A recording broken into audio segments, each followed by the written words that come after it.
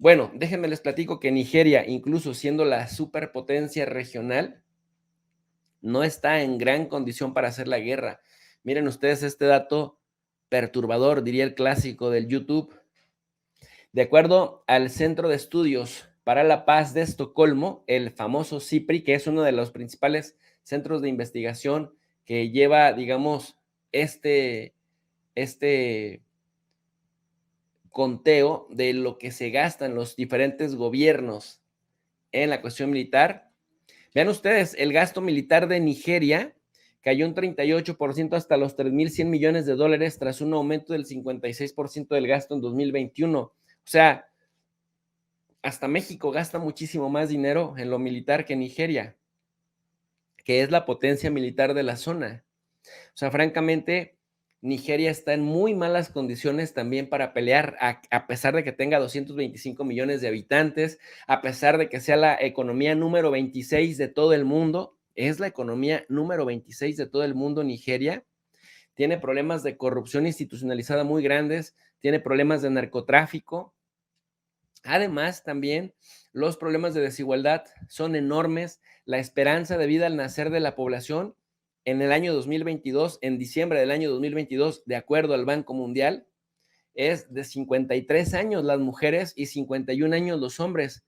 O sea, señores, la esperanza de vida al nacer, incluso de un país como Nigeria, que es la economía 26 del mundo, la potencia petrolera de la región, francamente es muy, muy débil aún. Miren, si comparamos, por ejemplo, nada más con la India, mientras en 2021 la India gastaba 81.400 millones de dólares y fue el cuarto país que más gasto militar tuvo en el mundo,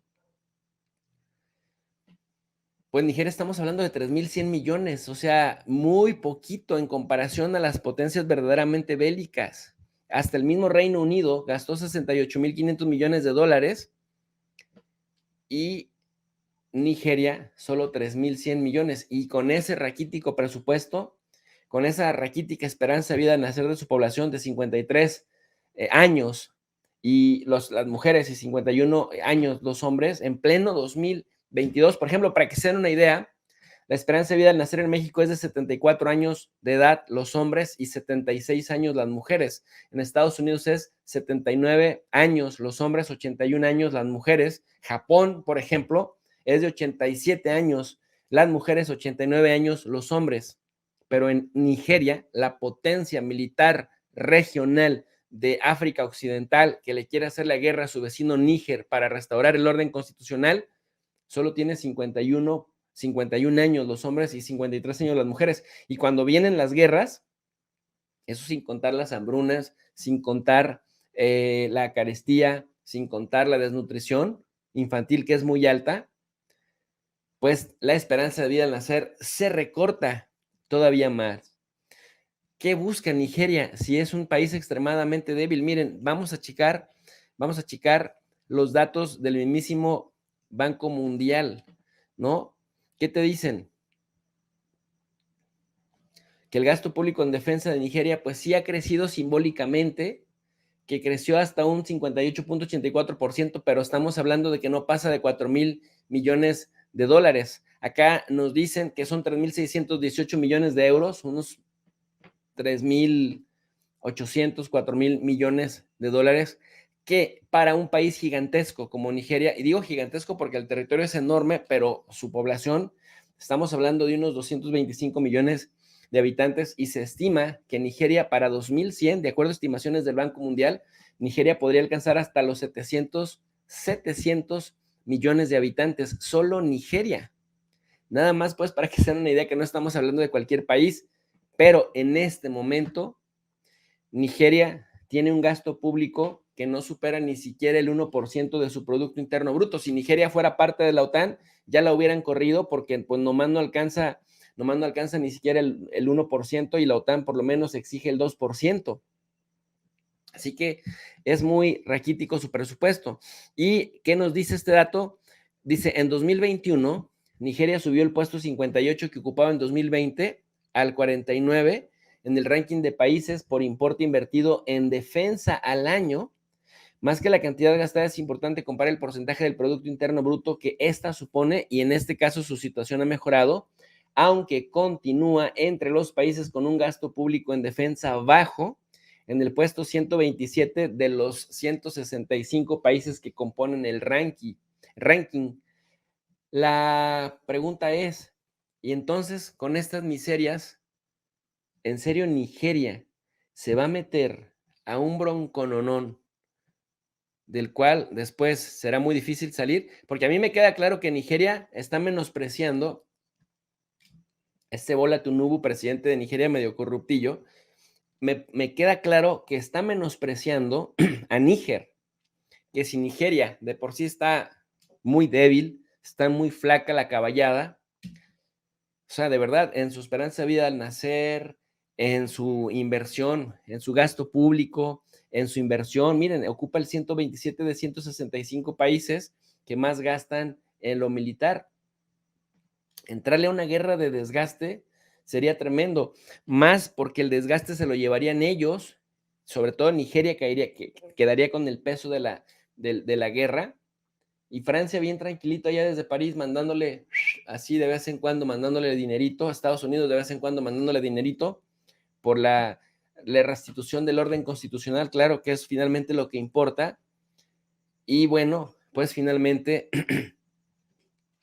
parte, decíamos, de lo que Nigeria pelea es su propio interés personal, llamado esto, miren, mis queridos alumnos digitales, aquí está la cosa, ya se los había puesto en un video anterior, pero quiere sí o sí su gasoducto transsahariano que iría desde Nigeria, desde Warri, en Nigeria, pasando por Abuya, hasta Níger, cruzando por todo el territorio Níger. Por eso necesitan restaurar el orden constitucional, por eso quieren someter a Níger para que nuevamente vuelva a gobernar un presidente pro-occidental que permita que este gasoducto transnigeriano llegue hasta acá, hasta Has Remel, y se pueda proveer a Europa de los recursos. Este proyecto gigantesco, para que nos demos una idea, también conocido como el gasoducto transafricano o NIGAL, que es en realidad el gasoducto transsahariano, es un proyecto para transportar gas natural desde Nigeria a Argelia y desde Argelia a Italia, a Francia, a España, y es considerado una oportunidad para diversificar el suministro de gas de la Unión Europea. ¿Ustedes creen que Rusia lo va a permitir así fácilmente? ¿Creen que Rusia va a dejar que Nigeria se coma a Níger? Y que ahora que hay tanto apoyo prorruso en Níger y una posición soberanista de la junta militar que voltea hacia Rusia como el contrapoder, ¿ustedes creen que Rusia se las va a dejar tan fácil? Es la oportunidad que tiene Rusia para ahorcar en términos de hidrocarburos a Europa y también para seguir con la dependencia de Europa de los hidrocarburos rusos, porque con todo y que Ursula von der Leyen ya salió a decir que ya son autónomos y que ahora sí ya nada de nada, pues todavía le sigue vendiendo gas Rusia a Europa. Entonces, aunque esta es una idea ya larga, este gasoducto transsahariano es una propuesta desde los años 70, fue en 2002, ¿no? La Corporación Nacional Nigeriana de Petróleo y la Empresa Nacional Argelina de Petróleo los que firmaron un memorándum de entendimiento para preparar este proyecto. Luego, después, en 2009, acordaron proceder con un anteproyecto, lo que le llamaron un memorándum de entendimiento, y este acuerdo intergubernamental fue firmado por los ministros de energía de aquel entonces, de Nigeria, Níger y Argelia, porque son los tres países que incluyen esto, en Abuya, la capital de Nigeria. Pero luego, las crisis de los rehenes en In Amenas en 2013 suscitó una mayor preocupación para la seguridad del proyecto y la inseguridad que reinaba en Nigeria, Níger y Argelia, pues prácticamente por los grupos yihadistas mantuvo un poco el asunto así como tranquilo. Se supone que tendría una capacidad anual de 30,000 millones de metros cúbicos de gas natural, ¿no? Y que este gasoducto iba a estar operativo para 2015 con una inversión de unos 10,000 millones de dólares.